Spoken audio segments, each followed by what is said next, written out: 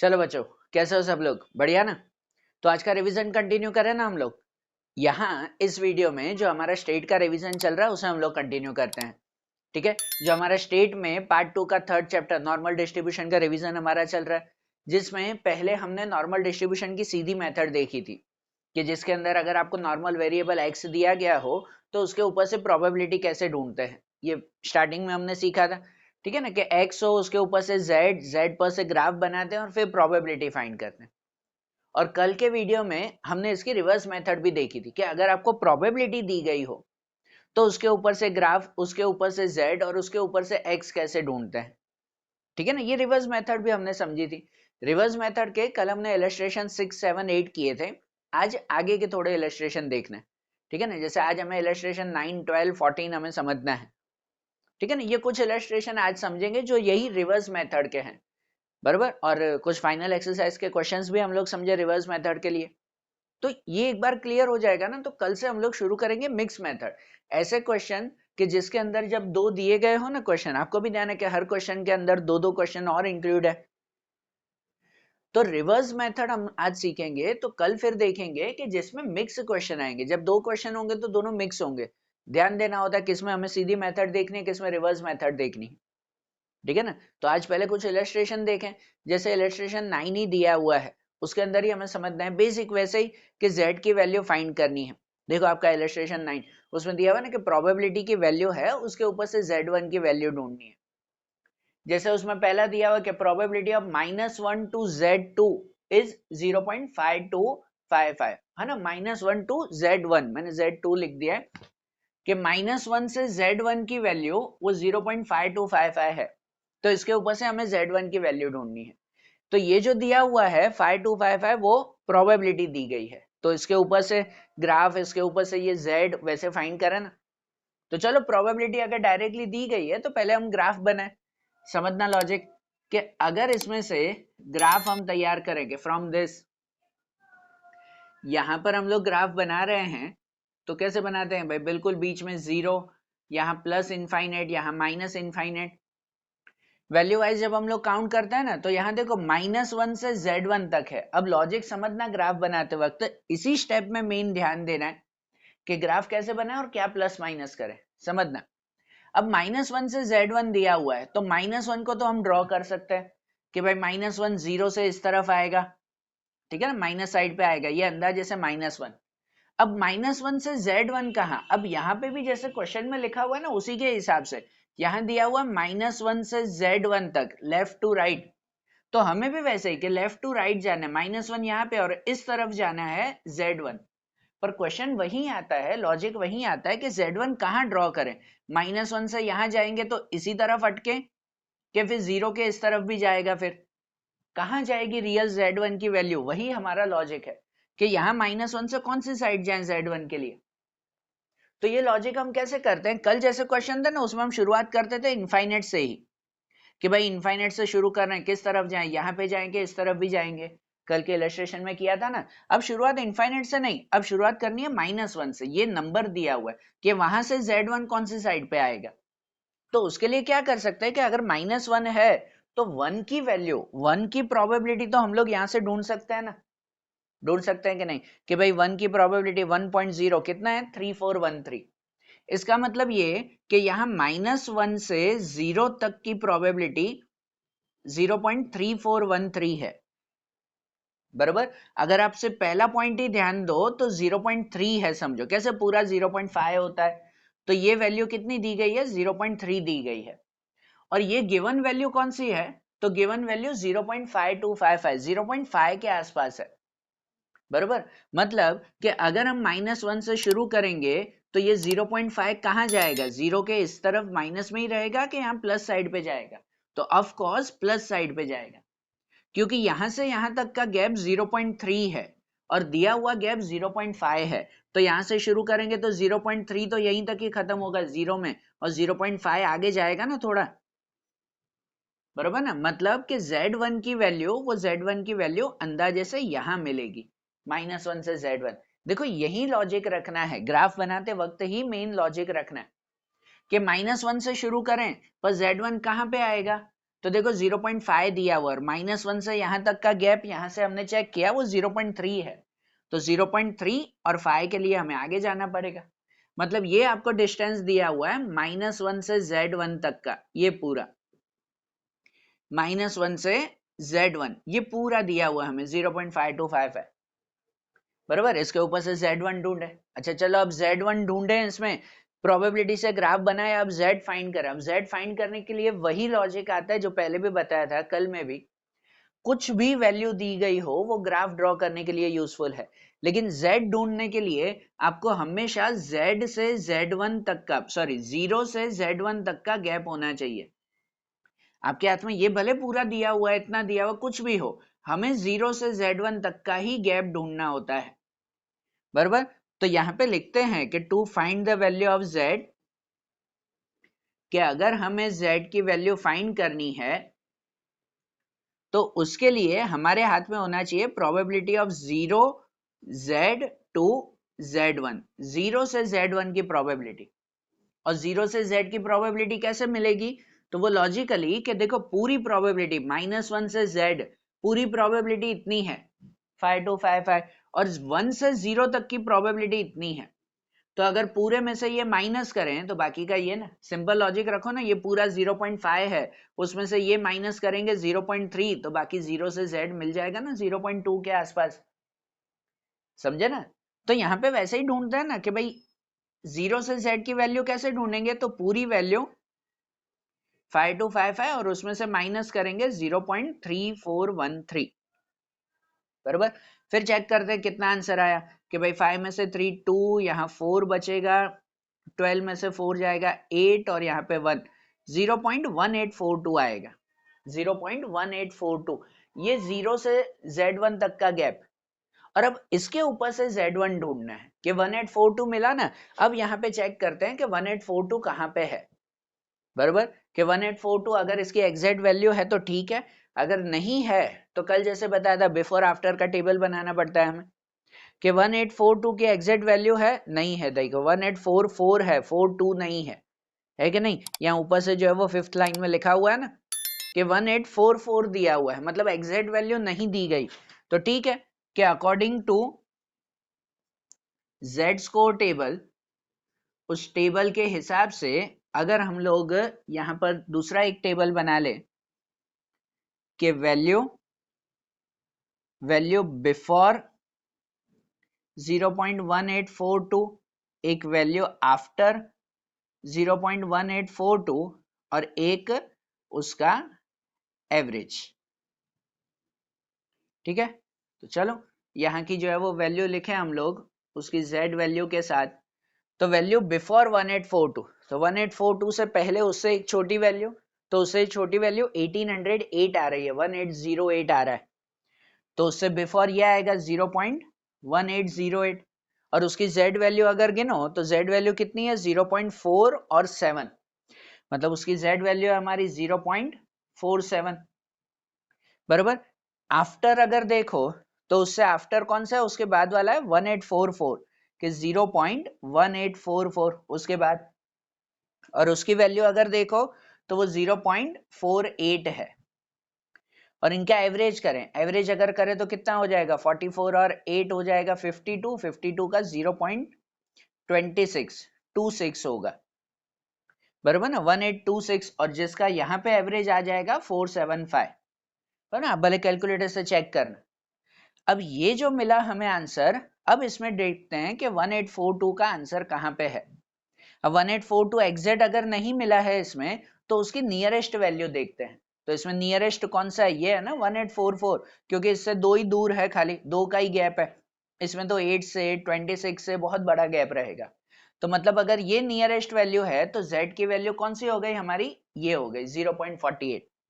तो यहाँ पे लिखते हैं कि here nearest value of 1842 is 0.1844। ये सेंटेंस लिखना, मैं हैंडराइटिंग खराब जा रही है पर समझना है सेंटेंस, कि इसकी नियरेस्ट वैल्यू ये है, सो वैल्यू ऑफ Z1, कि Z1 की वैल्यू उसके अकॉर्डिंग क्या आ जाएगी 0.48, और प्लस के माइनस वो ग्राफ में जरूर ध्यान देते हैं कि जो Z1 मिला वो Z1 कौन सी साइड पे मिला, आपका प्लस साइड पे मिला है, मतलब कि Z1 की वैल्यू मिलेगी प्लस में 0.48, बराबर ना, ये मिला Z1 हमें। अरे बात ध्यान क्लियर हो रहा है ना, पॉइंट समझना भाई। अब ऐसे ही सेकंड भी है कि इसमें दिया हुआ है Z1 से 2 तक का डिस्टेंस 7585 है, Z1 से 2 तक का। तो इसके ऊपर से भी पहले अगर हम ग्राफ तैयार कर दें कि फ्रॉम दिस अगर हम ग्राफ रेडी करें तो ये 0 यहाँ प्लस इनफाइनाइट माइनस इनफाइनाइट, तो देखो Z1 से 2 तक तो जो नंबर दिया हुआ उसे तो पहले प्लॉट करें ना, कि जैसे +2 दिया हुआ है तो +2 तो यहाँ पे आ जाएगा 0 के इस तरफ +2। अब Z1 कहाँ ड्रॉ करें, वही जैसे इसमें लॉजिक था वही इसमें भी लॉजिक कि Z1 कहाँ करें। अब यहाँ पे भी सिंबल में भी देखो कि 2 के इस साइड पे लेफ्ट साइड पे दिया हुआ है ना Z1, तो हमें भी 2 से लेफ्ट साइड जाना है Z1, पर वही क्वेश्चन कि लेफ्ट साइड जाते वक्त Z1 यही ड्रॉ कर दें प्लस तरफ कि 0 के इस तरफ भी जाएं हम। तो उसके लिए वही करते हैं कि आपको 0 से 2 तक का गैप पहले पता होना चाहिए कि 0 से 2 का गैप कितना है, 2.0 जो है ना इसका आंसर, तो उसकी वैल्यू है 4772। 0 से 2 की वैल्यू 4772। अंदाजे से आगे का खाली पॉइंट देखते हैं 0.4, बराबर, जैसे ये पूरा 0.5 होता है तो इतना 0.4 है, और दिया हुआ नंबर यहाँ पे कौन सा है तो 0.7 है, भले 7585 पहला देखते हैं 0.7। मतलब अगर हम यहाँ 2 से शुरू करेंगे तो 0.7 कहाँ खत्म होगा, देखो 0.4 तक तो यहीं आ जाएगा 0, और 0.7 जाना है तो और आगे जाएंगे ना फिर, बराबर ना, यहाँ लिखा ना 2 से यहाँ तक जाना है Z1 तक, तो 2 से अगर यहाँ पे शुरू करें तो 0.4 यहीं पे ही आ जाएगा, और ये 0.7 जाना है तो वो इस तरफ आ जाएगा 0.7 तक। मतलब कि Z1 की वैल्यू यहाँ मिलेगी कुछ, कि ये Z1 से 2 तक का डिस्टेंस ये पूरा दिया हुआ है 7585, बराबर।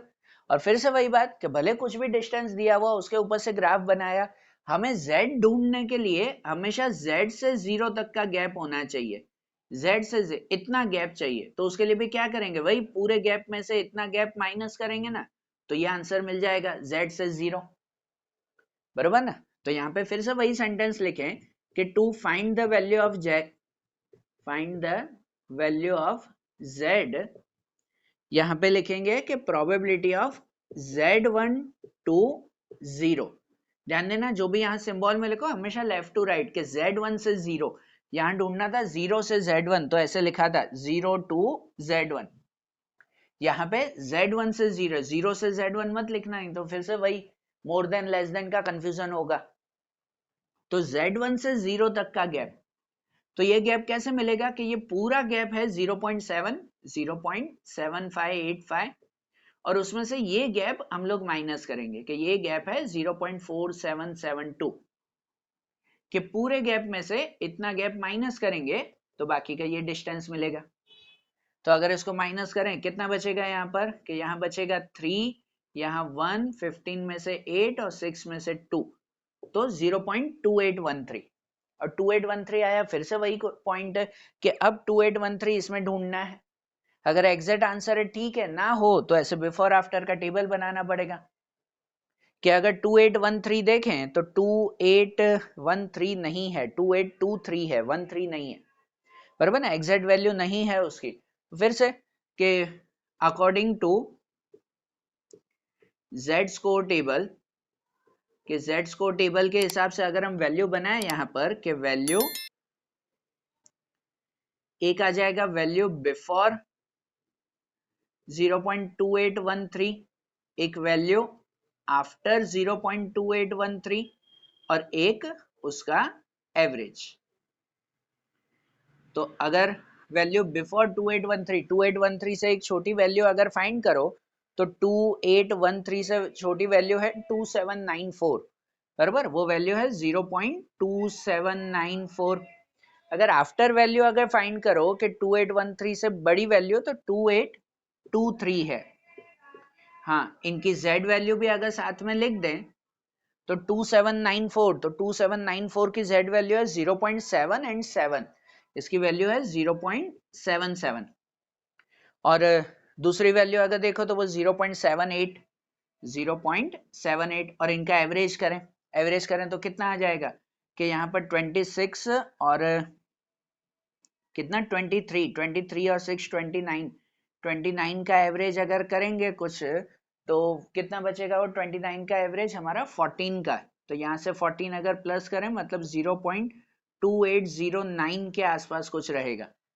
बाबा आप कैलसी से चेक करना, मैंने डायरेक्टली लिखा है कि 2809 और इसका एवरेज हो जाएगा कुछ 775।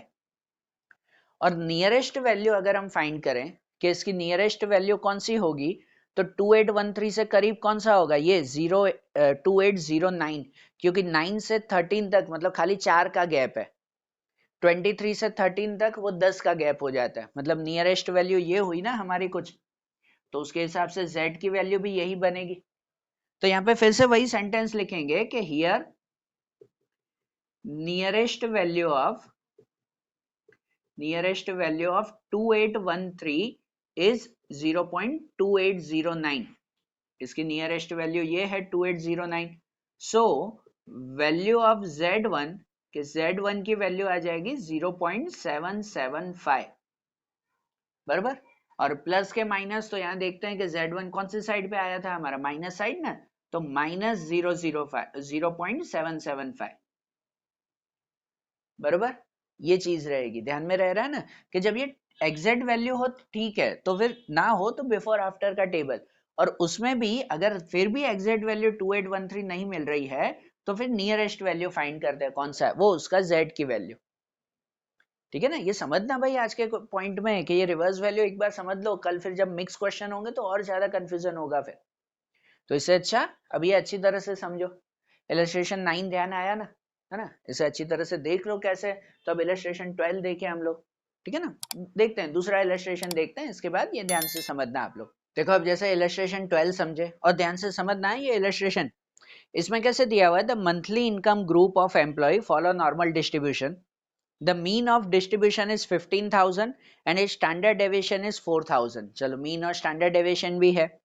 From this information, obtain a range of monthly income for middle 60% of employees. ठीक है ना, मिडल 60% ऑफ एम्प्लॉइज उनकी मंथली इनकम की रेंज फाइंड करनी है।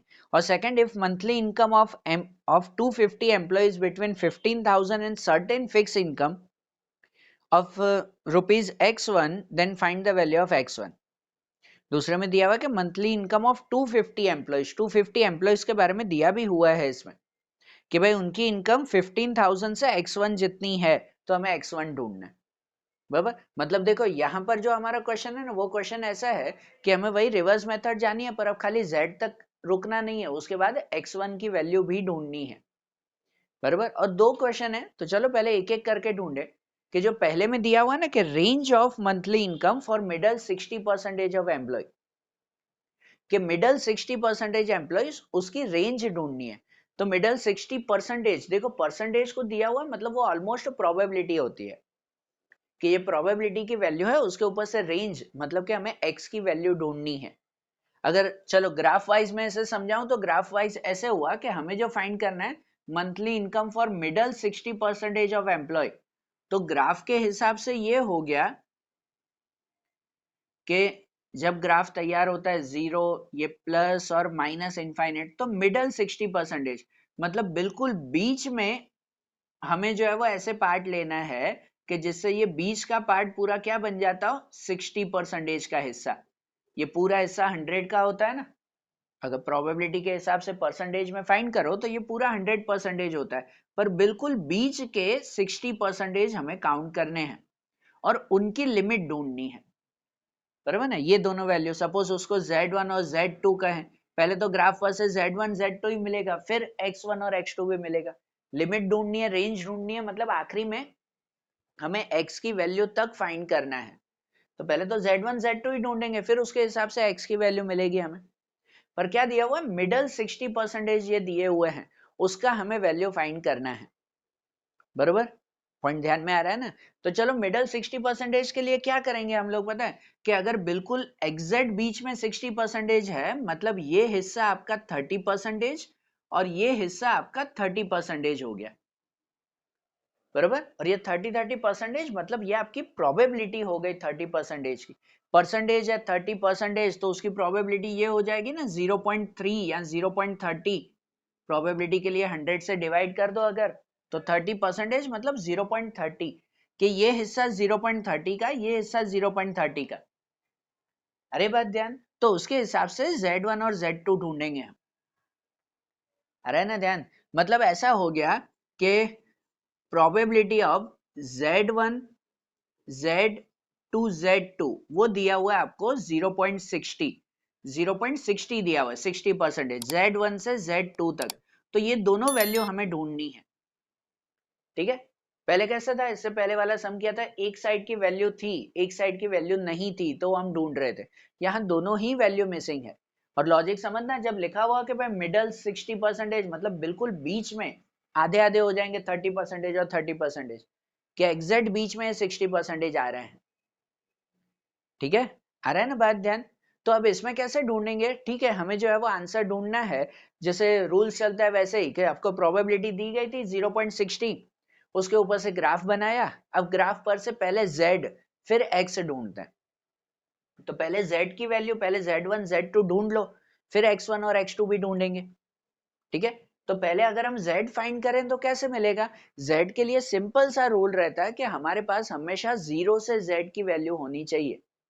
क्या होनी चाहिए, 0 से z की वैल्यू। तो 0 से z की वैल्यू कहो तो यहाँ पे 0 से z की वैल्यू वो दी गई है ना आपको, कोई प्लस माइनस की भी जरूर नहीं है, डायरेक्टली दी गई है कि 0 से z की वैल्यू कितनी होगी 30%, मतलब कि 0.30। यहाँ पे भी 0 से z की वैल्यू या z2 की वैल्यू वो भी 30% ही दी गई है कि नहीं। आधा आधा ही दिया हुआ है, तो फिर 30% के हिसाब से सीधा आंसर हो जाएगा ना, बराबर। एक एक ढूंढे चलो, कि पहले Z1 ढूंढता है। तो Z1 के लिए पहले लिखेंगे कि प्रोबेबिलिटी ऑफ Z1 Z2 0, कि Z1 से 0 की प्रोबेबिलिटी कितनी हो जाएगी 0.30, बराबर ना, इतने हिस्से की 0.30। हम पहले कैसे, पहले सम में प्लस माइनस करके ढूंढ रहे थे कि 0 से Z1, या तो डायरेक्टली दिया हुआ कि Z1 से 0 या 0 से Z1 0.30 है। और इसकी वैल्यू हम पीछे टेबल में फाइंड करेंगे। z की वैल्यू ढूंढने के लिए क्या करते हैं, वही करते हैं ना, कि हम पीछे टेबल में फाइंड करते हैं कि 0.30 की वैल्यू, अगर एग्जैक्ट वैल्यू है ठीक है, नहीं है तो बिफोर आफ्टर करेंगे। 0.30 मतलब अगर आप 2 जीरो लगा दो तो 0.3000 हो जाएगा ना, पीछे सब में 4 वैल्यू दी गई है अगर पॉइंट के बाद, तो उसके हिसाब से 3000 की वैल्यू एग्जैक्ट नहीं होती इसमें, तो क्या करेंगे, बिफोर आफ्टर करके ढूंढेंगे हम लोग, बराबर। तो यहाँ पे हम लिखें कि so according to Z score table, के Z स्कोर टेबल के हिसाब से अगर हम लोग मेंशन करें तो उनके हिसाब से लिखा जाएगा ना वही, कि भाई value value before 3000 value after 3000 and उनका एवरेज। सो वैल्यू बिफोर 3000 और आफ्टर 3000 अगर आप टेबल पर से फाइंड करो कि क्या वैल्यू आ रही है, कि बिफोर 3000 तो 3000 से एक छोटी वैल्यू होगी हमारी कि 2995, ठीक है ना, उससे छोटी वैल्यू है कि 0.2995, और उसकी z वैल्यू अगर ढूंढो तो वो 0.8 और 4 है, कि 0.84। उससे बड़ी वैल्यू अगर ढूंढो 3000 से, तो 3000 से बड़ी वैल्यू नियरेस्ट आएगी 3023, कि 0.3023, और उसकी नियरेस्ट वैल्यू आएगी 0.85, मतलब उसकी z वैल्यू।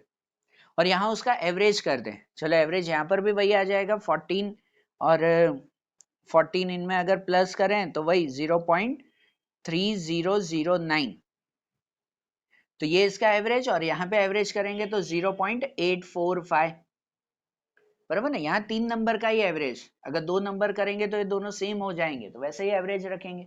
और अब चेक करते हैं कि 3000 की नियरेस्ट वैल्यू कौन सी है, नियरेस्ट कौन सा हुआ, तो नियरेस्ट यहाँ पर ये हुआ कि 2995, क्योंकि यहाँ पे 95 और 3000 5 का ही गैप है, इसमें 23 का गैप है, इसमें 9 का गैप है, ये 5 का गैप, तो नियरेस्ट वैल्यू ये z की कहलाई 0.84।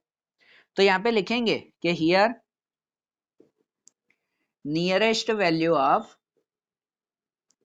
Nearest value of 3000 is 2995. So value of Z1 कि Z1 की वैल्यू कितनी आ जाएगी, वो आ जाएगी 0.84.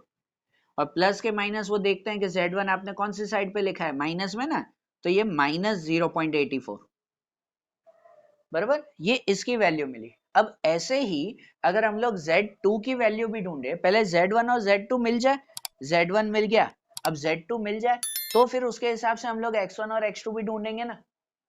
तो अगर Z2 की वैल्यू ढूंढे तो उसके लिए भी 0 से Z2 का गैप चाहिए, और 0 से Z2 का गैप भी दिया हुआ ही है ना 30%, दोनों इक्वल है, सेम प्रोसेस रिपीट होगी ना. कि अब अगर लिखें, चलो यहीं लिखते हैं कि नाउ कि probability of 0 Z to Z2, कि 0 से Z2 की प्रोबेबिलिटी अगर लिखो तो वो प्रोबेबिलिटी भी कितनी है 0.30. 60% मिडल में थे तो आधे आधे हो गए ना 30%. और 0.30 लिखो या 3000 लिखो, अब इसकी वैल्यू भी यही फाइंड करनी होगी, और 3000 की वैल्यू सेम ही आएगी ना, यही वैल्यू ही रहेगी ना, वैसे ही बिफोर आफ्टर का टेबल बनेगा, तो 3000 की वैल्यू होगी 0.84. तो यहां पर भले आप ऐसा लिख दो कि सेम इज अबव, कि जैसे हमने फाइंड किया, आप टेबल बनाओ तो भी ठीक है, अगर ऐसे ही लिखो कि सेम इज अबव, कि इसकी तरह से Z2 की वैल्यू हमारी क्या होगी, Z2 की वैल्यू भी होगी 0.84, लेकिन फर्क ऐसा रहेगा कि Z2 प्लस साइड पे है हमारा, तो यहाँ पे वैल्यू होगी प्लस 0.84. ठीक है ना, प्लस साइड पे वैल्यू है तो प्लस 0.84 रहेगा, ये चीज ध्यान में रखना भाई. समझ आ रहा है बात? ठीक है, तो चलो ये 0.84 ये भी मिला हमें बराबर. अब Z1 और Z2 मिल गया ना, अब हम लोग फाइंड करें X1 और X2 के लिमिट ढूंढनी है, कि monthly income of middle 60% employees, उसकी लिमिट. तो रेंज अगर अब x की वैल्यू ढूंढनी है ना, तो उसके लिए वही z की फॉर्मूला यूज करेंगे कि x minus mean upon standard deviation, दोनों के लिए यूज करेंगे दो बार, कि z equal to x minus mean upon standard deviation बराबर. हाँ Z1 Z2 है तो दो लिखो, कि Z1 और X1 लिख दो, यहाँ पे Z2 और X2. तो पहले अगर लिमिट फाइंड करें तो Z1 की वैल्यू क्या है हमारी, माइनस 0.84. तो माइनस 0.84 इक्वल टू X1 ढूंढना है, और ये मीन और स्टैंडर्ड डेविएशन, तो मीन और स्टैंडर्ड डेविएशन आपको दिया गया है, दिया हुआ है ना कि मीन 15,000, स्टैंडर्ड डेविएशन 4,000 है. तो ठीक है कि मीन की वैल्यू 15,000 और डिवाइड बाय स्टैंडर्ड डेविएशन 4,000. भाई ये तीनों की कैलकुलेशन तो X1 ढूंढेंगे ना, आगे के सब में हम Z1 तक रुक जाते थे, अब इसमें X1 भी ढूंढना था. तो यहाँ पे X1 ढूंढना है, तो सबसे पहले तो ये 4,000 यहाँ चला जाएगा मल्टीप्लाई में, है ना, 4,000 इससे मल्टीप्लाई करेंगे तो 4 4 जा 16 और 32 33, 3360 माइनस में रहेगा, के माइनस 3360, है ना, 4,000 से multiply equal to x minus 15,000. और अब अगर x1 की वैल्यू ढूंढनी है तो माइनस 15,000 यहाँ पे आएगा वो प्लस में, के 3360 और प्लस 15,000 इक्वल टू x1. मतलब क्या x1 की वैल्यू हमें कितनी मिल जाएगी यहाँ पर, क्या x1 की वैल्यू इन दोनों का माइनस माइनस प्लस माइनस करेंगे ना, तो कितना आ जाएगा, यहाँ पे आ जाएगा हमारा कि 9 में से 3 6, यहाँ पे 1 और 1 11,640, कि ये हमें x1 की पहली वैल्यू मिली बराबर ना 11,640. और अब यही फॉर्मूला उसमें भी रखेंगे Z2 के लिए भी, तो x2 मिल जाएगा, दूसरा वैल्यू मिल जाएगी हमें, कि Z2 की वैल्यू लिखे तो वो प्लस 0.84 है, प्लस 0.84, और उसमें x2 हमें फाइंड करना है. मीन और स्टैंडर्ड डेविएशन लिखेंगे कि माइनस मीन वो 15,000 और स्टैंडर्ड डेविएशन 4,000.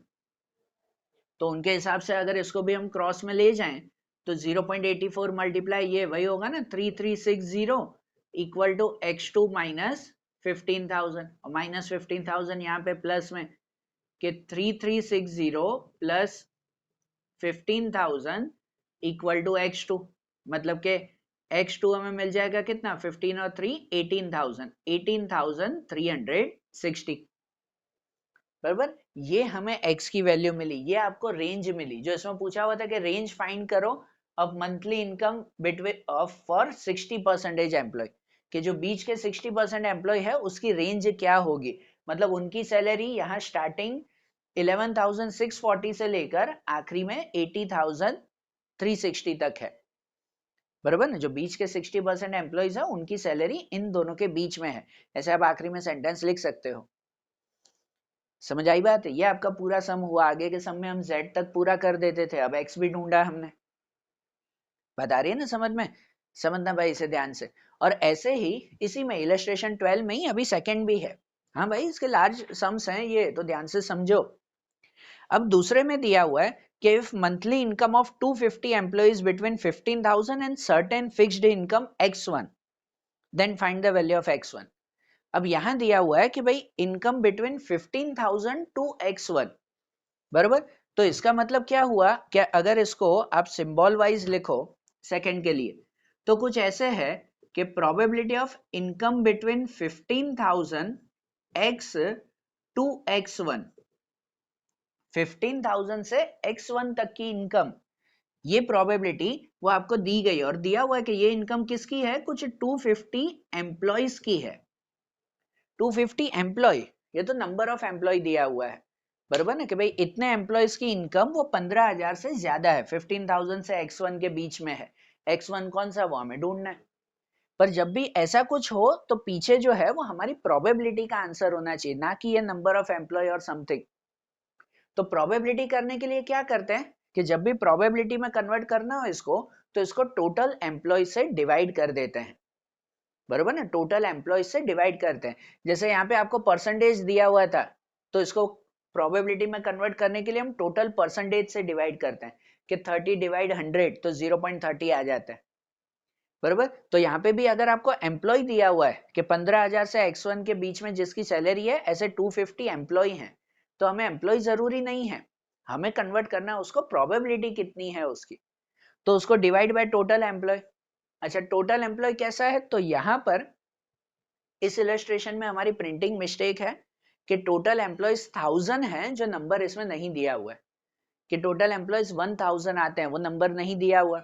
तो हम लोग फिर उसे लिखेंगे कि भाई टोटल एम्प्लॉयज जो है वो कितने हो जाएंगे, 1000 है।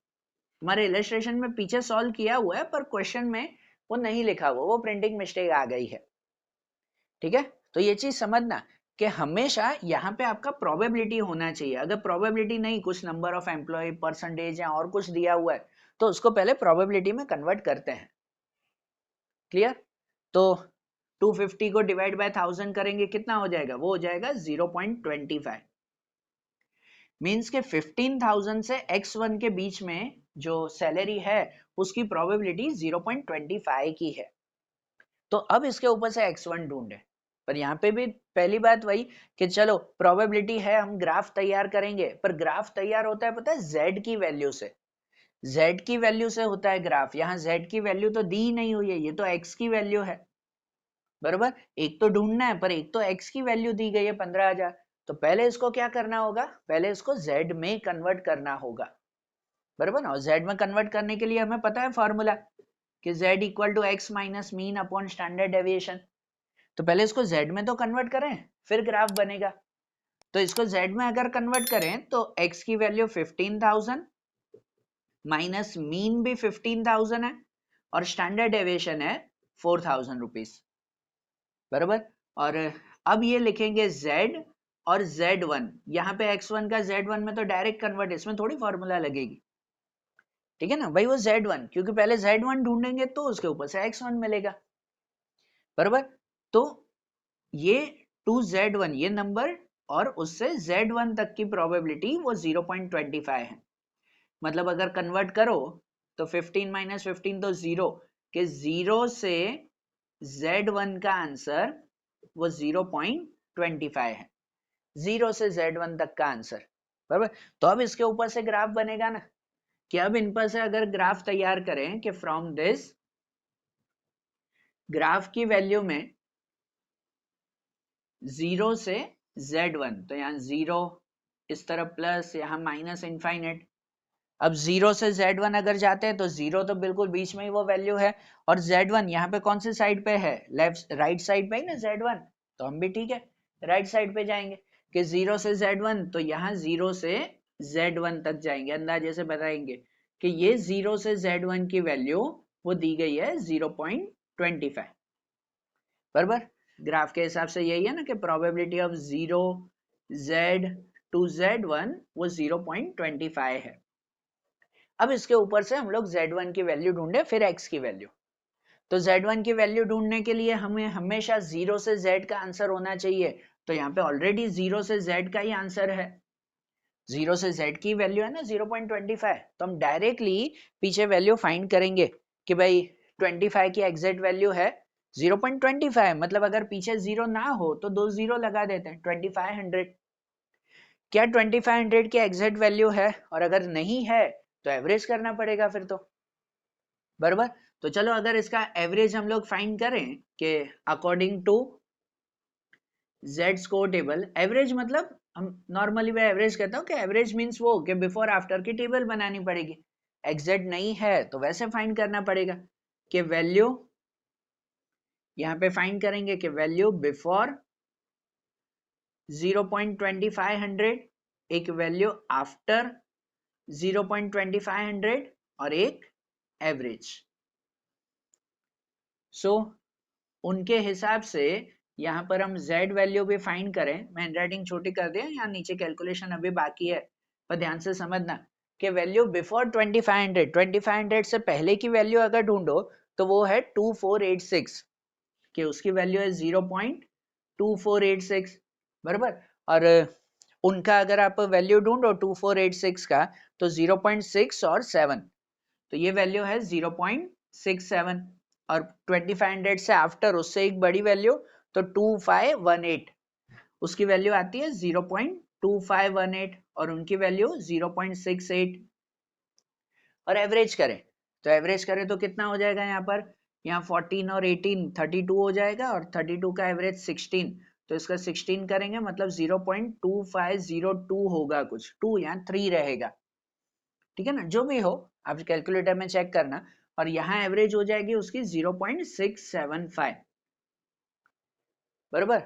और अब अगर एग्जैक्ट वैल्यू 2500 की नहीं है तो हम नियरेस्ट वैल्यू ढूंढते हैं, तो 25 की नियरेस्ट वैल्यू कौन सी है, ये वैल्यू है हमारी, है ना, कि 2503, 3 का ही गैप, ठीक है, और उसकी Z वैल्यू कौन सी 675, तो यहाँ पे फिर से वैसे ही लिखते हैं जैसे सब में है कि अकॉर्ड यहाँ पर nearest value here nearest value of 2500 is 2503, so value of Z1 कि Z1 की वैल्यू कितनी हो जाएगी 0.675, और प्लस के माइनस तो यहाँ Z1 प्लस में ही है ना, प्लस साइड पे, तो प्लस 0.675, ये Z की वैल्यू मिल गई, और इस Z पर से अब X की वैल्यू ढूंढी जाएगी, ठीक है ना। अब Z पर से X की वैल्यू ढूंढे तो वही फॉर्मूला हमारी Z equal to X minus mean upon standard deviation,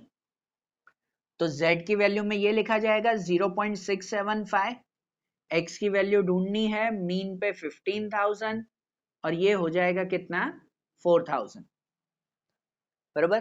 तो सबसे पहले तो क्या कि 4,000 यहाँ मल्टीप्लाई में इससे मल्टीप्लाई करें तो 4 5 20, 28 और 23, बराबर ना, कि यहाँ पर 30 और ऊपर 3 और 24 और 30 27, कि 2700 equal to x minus 15,000, okay.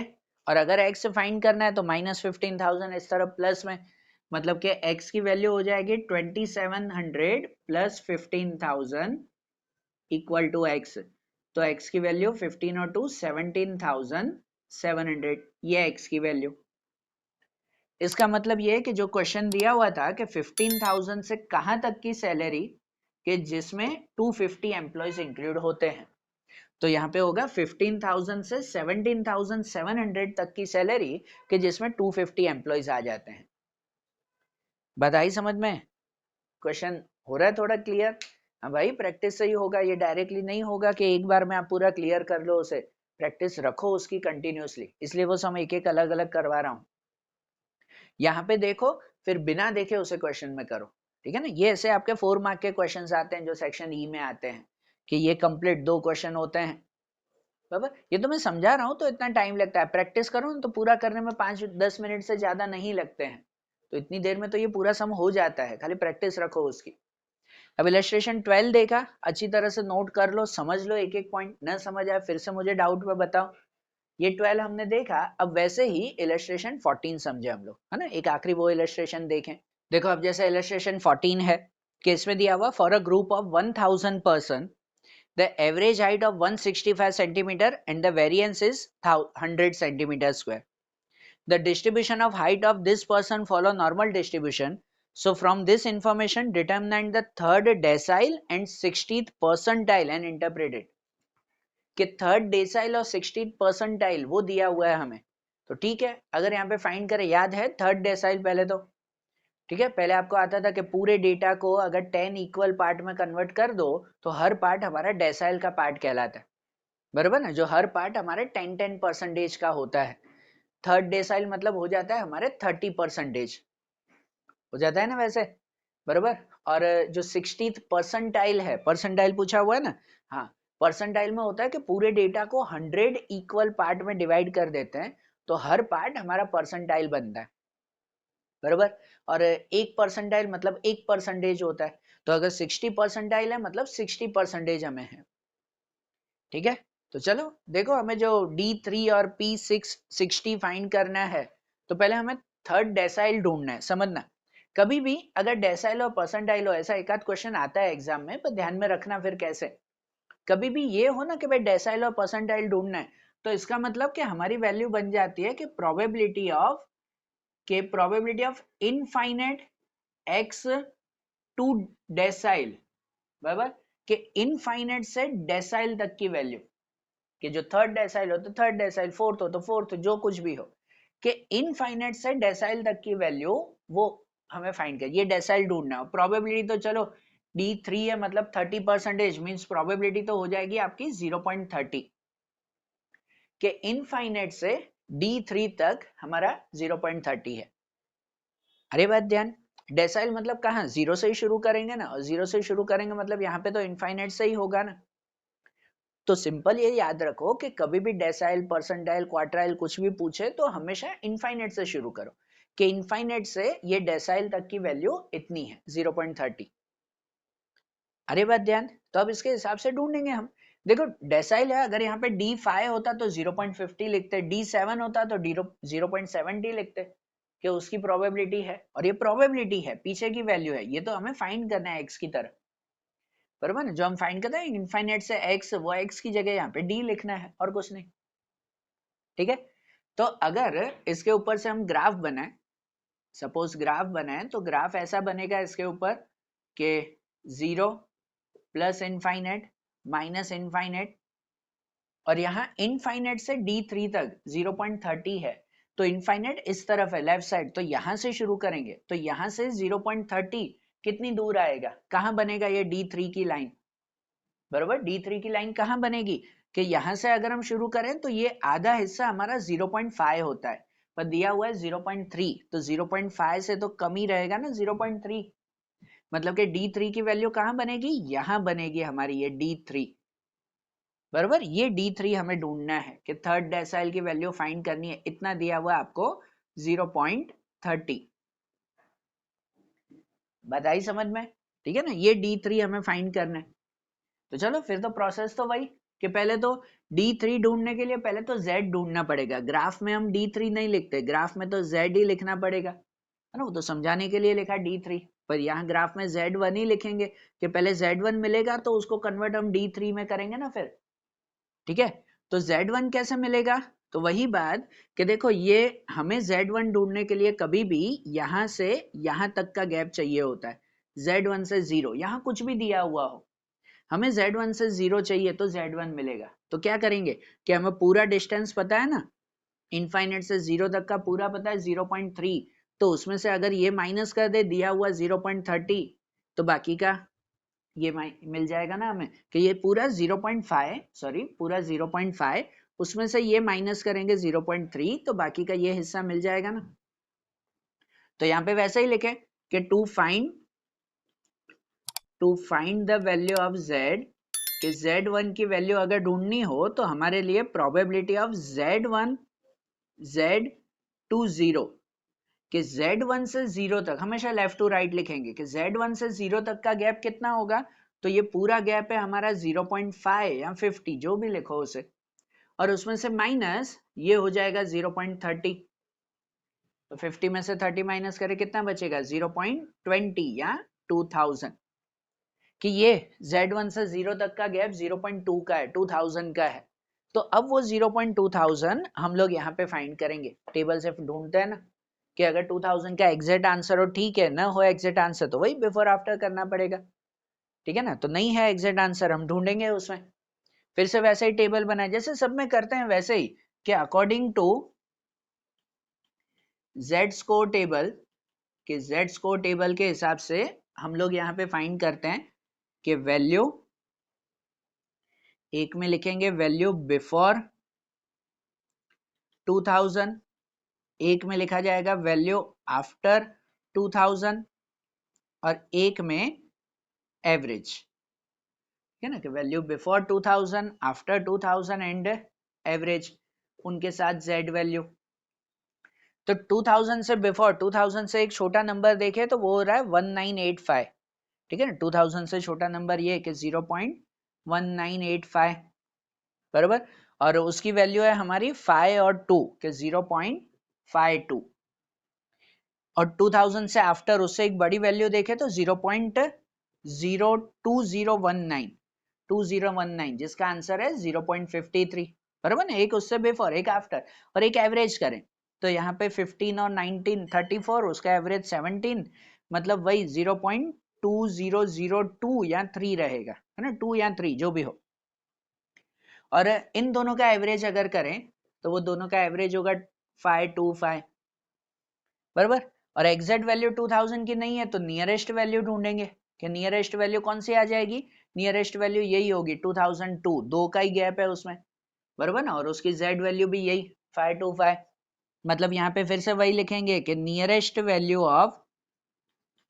0.2000 is 0.2002, so value of z1, कि z1 की वैल्यू कौन सी मिलेगी 0.525, और कौन सा प्लस के माइनस, तो यहाँ देखो कि यहाँ पे z1 कौन सी साइड, माइनस साइड पे है ना, तो माइनस 0.525, और ये हमें z1 मिला। अब इसके ऊपर से x1 या तो ये d3 लिखेंगे, x1 की जगह पे यही लिखे ना d3, कि अब ये d3 ढूंढना है, कि अब जो हमारी z की फॉर्मूला है x minus mean upon standard deviation, तो जहां z की जगह पे लिखेंगे ये कि माइनस 0.525, x की जगह पे लिखा जाएगा d3, कि हमने उसको d3 नाम रख के ढूंढा है, और मीन और स्टैंडर्ड डेविएशन देखो तो मीन इसमें दिया हुआ था देखो 165, और वेरिएंस 100 है, वेरिएंस 100 मतलब स्टैंडर्ड डेविएशन कितना हो जाएगा 10 हो जाएगा, मतलब मीन की वैल्यू लिखेंगे 165 और वेरिएंस 100 है, तो स्टैंडर्ड डेविएशन उसका स्क्वायर रूट 10, ये तो अब ध्यान है ना कि स्टैंडर्ड डेविएशन वेरिएंस का स्क्वायर रूट हो जाएगा वो 10, बराबर। अब इसे कन्वर्ट करें कि यहाँ पे मल्टीप्लाई में ले जाएं 10 को, यहाँ मल्टीप्लाई में, तो क्या हो जाएगा यहाँ पे 5.25, कि 5.25 इक्वल टू d3 माइनस 165, और 165 यहाँ प्लस में आएगा तो minus 5.25 plus 165 equal to d3, मतलब कितना हो जाएगा कुछ वो, कि d3 की वैल्यू हो जाएगी 65 में से 5 जाएगा 60 और 0.25 और, तो 159.75, कि d3 की वैल्यू आ जाएगी कितनी हमारी 159.75। अरे बात समझ में कि d3 की वैल्यू कैसे मिली, बरोबर, क्लियर। अब ऐसे ही जो सेकंड में हमें फाइंड करना है, वो सेकंड में पूछा हुआ है 60th परसेंटाइल। 60th परसेंटाइल का मतलब उसे भी अगर सिंबल में लिखो तो कुछ ऐसे हो गया कि probability of infinite x to 60th percentile मतलब p60, और उसका आंसर भी कितना, तो 0.60 ही रहेगा, बरोबर ना, कि यहाँ पे D3 था तो इनफाइनाइट से D3 कुछ भी परसेंटाइल क्वार्टाइल डेसाइल कुछ भी पूछे इनफाइनाइट से शुरू करेंगे कि इनफाइनाइट से P60 तक 60th परसेंटाइल तो उसका आंसर भी तो 0.60 रहता है ना, ठीक है ना। तो अब इसमें भी P60 ढूंढना है, सेम मेथड सेम रिपीट करेंगे, अब 30 की जगह 60 रख के हमें चलना है। तो इसके हिसाब से भी अगर आप ग्राफ बनाओ ना पहले, तो ग्राफ बनाते वक्त यहाँ 0 प्लस इनफाइनाइट माइनस इनफाइनाइट और इनफाइनाइट से 60% जाना है, तो इनफाइनाइट से 60 इनफाइनाइट से शुरू करेंगे। 60 कहाँ ड्रॉ करें, P60 कहाँ है, इस तरफ के यहाँ पे। तो हमें भी ध्यान है कि इनफाइनाइट से 0 तक जाओ वो 0.5 होता है, दिया हुआ 0.6 है, तो इससे थोड़ा और आगे जाएंगे बराबर, मतलब करीबन यहां तक आएगा ना आपका, ये मिलेगा P60 कि इनफाइनाइट से यहां P60 तक वो आपकी वैल्यू है 0.60 बराबर। ये पूरा एरिया आपको दिया हुआ है और इन एरिया के हिसाब से आप वैल्यू फाइंड करें। इसमें भी जैसे किया था वही कि यहाँ कुछ भी वैल्यू हो हमें ढूंढना हो तो 0 से Z1, अब यहाँ पहले P60 नहीं लिखेंगे, पहले तो यहाँ Z1 ही लिखें। कुछ भी हो हमें 0 से Z1 तक का गैप चाहिए, तो क्या करेंगे, पूरे में से इतना गैप माइनस करें ना, तो 0 से Z1 मिलेगा बराबर। फिर से वही लिखें कि to find value of Z, to find the value of Z1 हम लोग लिखेंगे यहाँ पर कि probability of 0 Z to Z1 कि 0 से Z1 तक का आंसर हमें चाहिए। तो 0 से Z1 चाहिए तो ये पूरा आंसर है हमारा 0.60 और उसमें से माइनस ये आगे का हिस्सा जो आधा हिस्सा रहता है हमारा वो 0.50 माइनस करेंगे, तो कितना हो जाएगा वो कि 0.10 या तो 1000। और अब ये 1000 की वैल्यू फिर से यहाँ से ढूंढेंगे कि 1000 एग्जैक्ट ना हो तो वही बिफोर आफ्टर करके ढूंढना पड़ेगा हमें, ठीक है ना। तो यहाँ पे according to Z score table कि अगर Z स्कोर टेबल के हिसाब से हम लिखें तो वैसे ही बनाना पड़ेगा कि वैल्यू जिसमें लिखेंगे एक में कि वैल्यू बिफोर 1000, एक में लिखेंगे वैल्यू आफ्टर 1000 और एक में एवरेज। तो उसके हिसाब से अगर यहाँ वैल्यू ढूंढे हम लोग तो वैल्यू बिफोर 1000 से छोटी वैल्यू कौन सी है, तो 1000 से छोटी वैल्यू 0.987 है ना, उससे छोटी वैल्यू वो है कि 0.0987। ये भाई जरूर लिखना है, ये जीरो बहुत स्टूडेंट भूल जाते हैं, फिर बहुत गलत हो जाता है वो तो 0.0987 और उसकी वैल्यू क्या है 2 and 5, तो मतलब इसकी वैल्यू है 0.25 और आफ्टर 1000 से बड़ी वैल्यू अगर देखो तो 1026 है कि 0.1026 और उसका आंसर ढूंढो तो 0.26 और यहाँ एवरेज किया जाए तो एवरेज करेंगे तो 26 और 13 वो हो जाएगा कितना 39 का हाफ हो जाएगा कितना 19, तो मतलब 19 में 0.1006 के आसपास कुछ होगा बराबर। मैं डायरेक्ट कैलकुलेशन करता, आप लोग देखना कैलसी में 1006 के आसपास कुछ रहेगा और वहां पे एवरेज ढूंढेंगे तो यहाँ आ जाएगा 0.255। ओके तो ठीक है, अब यहाँ पे नियरेस्ट वैल्यू तो 1000 की नियरेस्ट वैल्यू कौन सी आएगी, यही आएगी 1006, 6 का ही गैप है ना उन दोनों में, तो 26 13 बड़ा गैप है तो यही रहेगा 1006 और उसके हिसाब से Z की वैल्यू 0.255। तो यहाँ पे लिखें कि nearest value of here nearest value of 0.1000 is 0.1006, so value of Z1 कि Z1 की वैल्यू कितनी हो जाएगी 0.255 और प्लस के माइनस वो देखते हैं तो यहाँ Z1 आपका प्लस साइड पे आ गया ना ग्राफ में, तो मतलब Z1 की वैल्यू प्लस 0.255 और यहाँ पर भी Z मिला तो अब X ढूंढे, मतलब ये P60 फाइंड करें। तो अब अगर X की वैल्यू फाइंड करें तो वही फॉर्मूला फिर से कि Z equal to X minus mean upon standard deviation, तो Z की वैल्यू लिखेंगे 0.255, X की जगह पे लिखेंगे P60 जो हमें फाइंड करना है कि P60 माइनस मीन की वैल्यू हो जाएगी 165 थी ना यहाँ लिखा हो स्टैंडर्ड डेविएशन 10, तो ये भी ये क्रॉस में मल्टीप्लाई, 10 को यहाँ मल्टीप्लाई करेंगे तो 2.55, इससे मल्टीप्लाई 2.55, और यहाँ पे P60 माइनस 165, बराबर। तो माइनस 165 इस तरफ आएगा प्लस में, तो यहाँ हो जाएगा कि 2.55 प्लस 165 इक्वल टू P60, और दोनों का अगर प्लस करें मतलब कि P60 इक्वल टू 65 और 2 तो 167.55, कि P60 की वैल्यू इतनी रही 167.55। आई बात ध्यान। डेसाइल परसेंटाइल कैसे मिला, ध्यान में आ रहा है ना।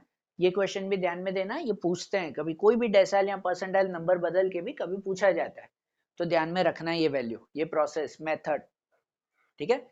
तो आज ये रिवर्स मेथड देखी ना, क्लियर हुआ, अब माइंड क्लियर हुआ, हाँ प्रैक्टिस करोगे तो क्लियर हुआ।